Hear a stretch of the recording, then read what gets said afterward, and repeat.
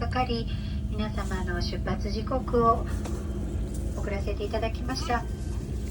出発が遅れ皆様に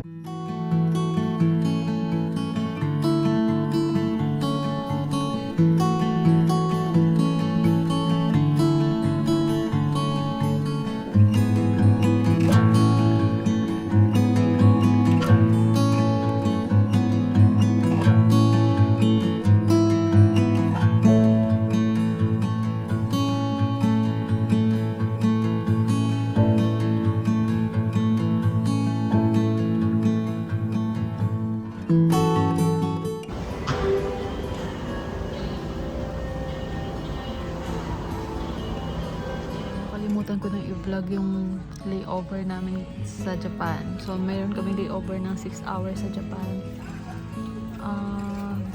Ayun, medyo nagpahinga muna kami doon. And after nun, yung Japan to New York naman. Na 13 hours. Mga 12 to 13 hours. Ang tagal.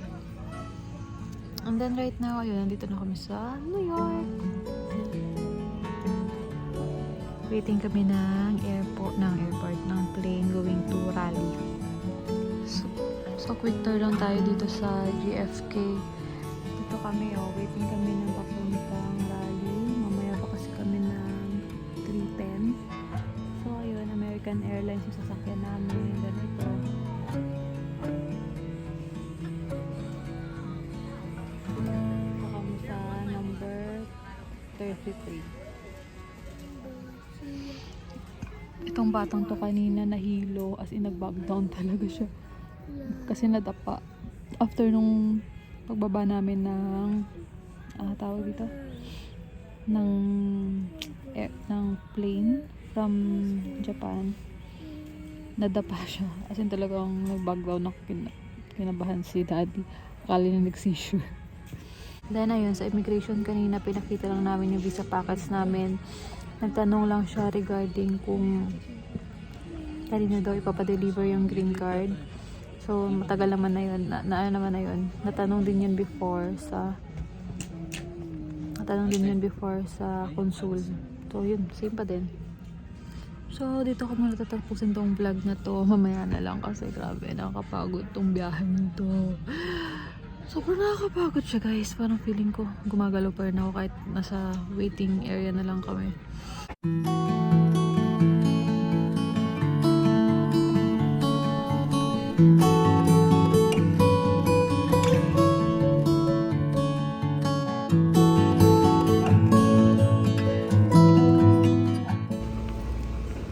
Hi, Ate B.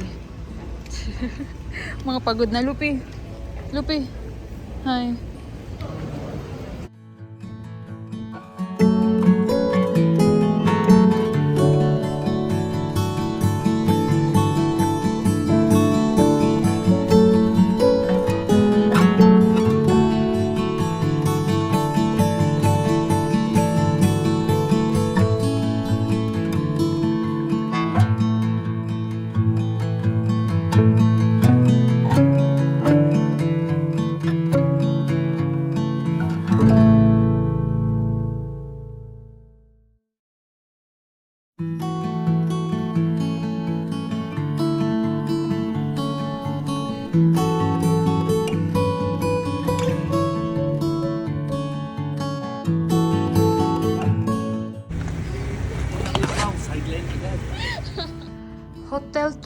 Hotel tour.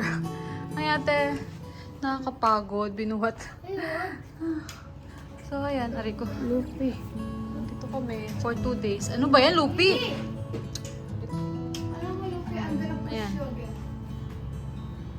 Cabinet. May mini ref, may microwave. Ang kulit. Ayan yung labas. Nakakapagod. Natin to, alas 5:30. 8 PM na pero maaraw pa din, guys. 8 PM na dito. 12 hours difference from the Philippines, pero bakit ganon? So, ito yung 2 days free accommodation namin. Nag-hotel muna kami from airport. So, ayan. 2 beds. Queen size naman yata itong beds nila. Ganyan. May table. May cabinet. May ref. Ayan. Mini ref. May microwave. May coffee maker na hindi namin alam kung paano paganahin pareho. Ayan.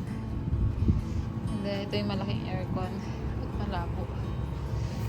Then, ito yung itsura outside. Ito yung itsura outside. Ano na, 8:30 something na. May araw pa din. Kaya kailangan talaga namin bumili ng blind curtain. Something na. May squirrel pa ako nakita. Ito yung itsura ng 2 AM nila. Madilim naman. Hi guys, so today is the second day and ayun na nga. Hindi kayo makatulog dahil feeling ko pang Pilipinas pa yung body clock namin. So, 4:30 pa lang. Kasi 12 hours difference from the Philippines yung oras. Then, day 2 tomorrow. Mamaya pala. Day 2 na mamaya. Meron na agad kami orientation ng 7:30. And 4:30 pa lang. Actually, kanina pa ako gising. So, ayun. Ayan. Ito na talaga yun. Ito si ate. Ano lang. Hi! So, namili na yung asawa ko sa... Actually, hindi namili. Sa baba lang naman ng hotel. Tawag dun? Lunch. Sa lounge daw. Hindi, ang tawag dun. Yung... Ganun ba yun? Reception. Di ba ganun? Yung hulog-hulog. Ay, sa vendo. Hindi daw sa hulog-hulog. Oh my gosh! So, dinila natin yung binili niya. Yan, bumili lang siya ng lace. Kasi yun pala guys, kung may mga bata kayong kasama, try nyo magdala muna ng kahit mga chips. I-check-in nyo lang. Noodles, ganyan. Lace, yan. Or anything na favorite nila from Philippines. Extra. Wala kasi kaming dala. Kapag may kids nga kayo, try nyo magdala sa check-in nyo ng mga food pang kids din. Like yung mga normal nilang kinakain. Kahit good for 2 to 5 days lang muna. No, anak. Then, spoon and fork, magdala din kayo. So, this is the food area. Ayan, ano ba to? Cookies.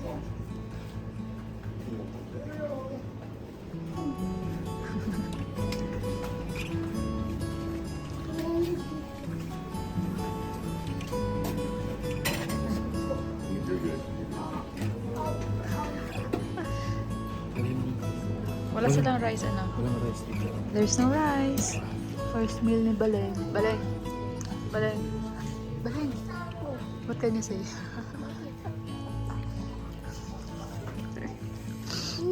Matis.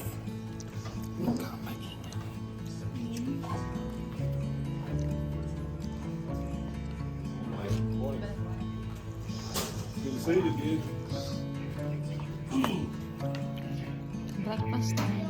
Bye. What's your breakfast?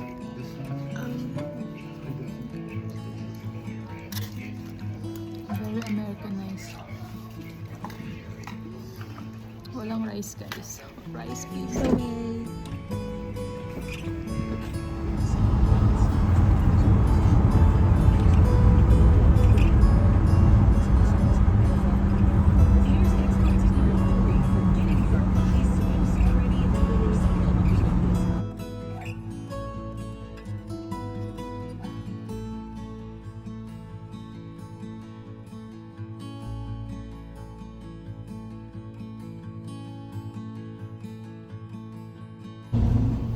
Hi guys, so second day.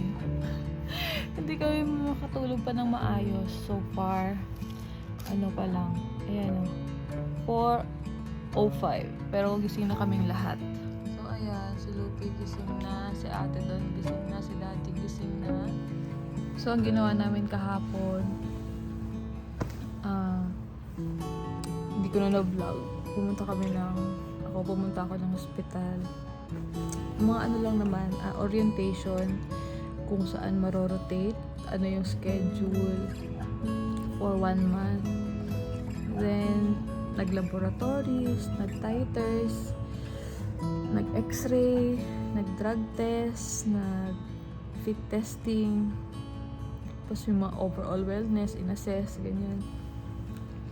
Tapos after namin doon, pumunta kami sa mattress store. Bumili kami ng mattress. Isang mattress pa lang yung binili namin kasi mamaya pupunta kami ng Walmart. So titingnan namin doon kung mas mura ba sa Walmart or doon kami kukuha sa mattress outlet. Kasi although may tinignan din kami isa pang mattress outlet, ang mahal doon. Pero doon sa pinagdalhan namin kanina, mura na siya. And after namin makabili ng mattress, pumunta kami ng T-Mobile, kumuha kami ng SIM card ng asawa ko. Buti na lang kumuha rin ng SIM card yung iba kong kasama. So, parang 5 kami na kumuha, nagkaroon ng less. So, instead na $50 per month, prepaid lang muna yung kinuha namin. So, instead na $50 per month, naka-discount kami. Parang naging na lang kami, tig-isa 63, parang ganyan. Kasi bukod naman sa 50 per month, meron pa mga tax, may application fee, ganyan. So, ayun, naka-less kami kahapon. And then, ngayon, ang itinerary sa amin is magmo-move in na. So, since 4 pa lang, since 4 AM pa lang, meron pa kaming another 4 hours para mag-prepare kasi 8 daw, alis na kami dito. Then, breakfast muna ng 6 AM, ganyan. So, ngayon, pang third day, pero parang sira pa din yung namin, body clock namin. So, wala akong masyadong video kahapon kasi nga, baka bawal kasi privacy, ganyan. So, siguro mga clips lang yung pwede kong ipakita. Pero yun yung nangyari kahapon. Medyo pagod. Hindi lang medyo, pagod-paguran talaga kasi hindi pa nga nakatulog kahapon ng maayos. Tapos full day kami nasa hospital. Umuwi na kami siguro, natapos na kami sa lahat ng activities, mga 6 to 7 PM na. Pero yun nga, mataas pa rin yung araw dito kahit ganong oras. Tapos, ano pa ba? Pero okay lang na mag-start kami, na ganun nangyari kasi by next week, by Monday, yun na talaga yung start, pero online pa lang siya. Unlike kasi meron mas nauna sa amin na dumating, pero lang naman, mga 7 days ahead lang silang dumating sa amin. Hindi pa sila nag-start, so, at ang pros naman nun is, ayun, naka-move in na sila sa apartment nila, nakapag-settle na sila kahit papaano, siguro nakapag-adjust na rin yung body clock nila.